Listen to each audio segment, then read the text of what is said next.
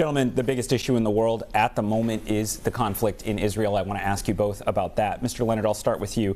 House Republican leaders on Thursday put forward a bill that would provide $14 billion in federal funding for Israel only if the same amount is cut from the IRS budget. That approach is a non-starter with most Democrats, who of course have to get on board to get Israel funding to the president's desk. Do you support or oppose making Israel funding contingent on that cut to the IRS? Tim, I'm sorry, Ted. It's a little insulting. Ted, I apologize. Okay. The two T's here are messing me up. I apologize. Ted, I unequivocally supporting Israel. We as a nation need to get behind Israel, and we need to fund. We need to give them the resources to do. And I acknowledge, I do believe the President of the United States has made some right steps and right there. We've got 2 aircraft carriers over there. We've got a Marine Expeditionary Unit with 3,000 Marines on board. We're doing the right steps. We need to fund Israel, and I'm going down to fight for supporting Israel. They're our ally, and what happened on the 7th of October was 9/11 on steroids. Do you think then Speaker Johnson made a mistake by tying the Israel funding to this IRS cut that meant it was tougher to get bipartisan votes? What I do know is I will fight to fund Israel. I will fund it, and we need to stand in their corner right now as a nation, and we're taking the right steps, and we're going to continue to fund that. That's what I'm going to fight for.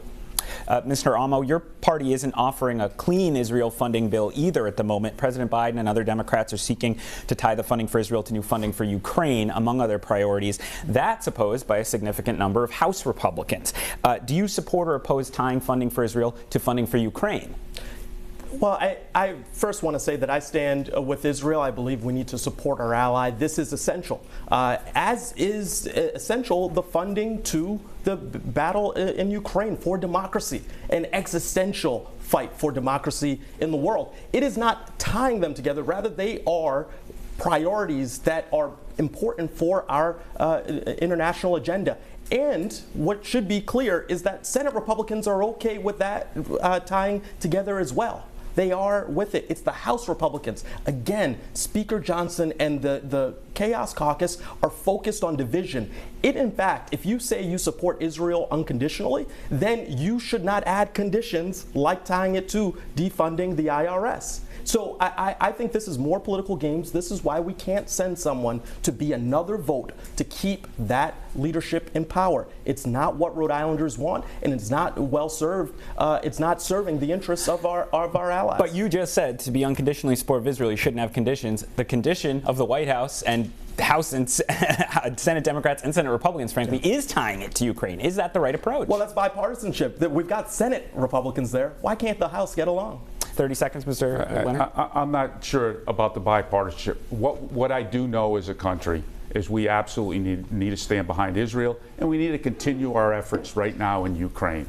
All right. I absolutely believe, though, with respect to Ukraine, the President of the United States needs to show more leadership. He needs to define for the American public what our strategic goal or aim is, what our exit strategy is, and what we're doing to account for the money. My own experience in Afghanistan was the money we put in that country. Some went to good places, some went to bad places, to include mansions in the Persian Gulf.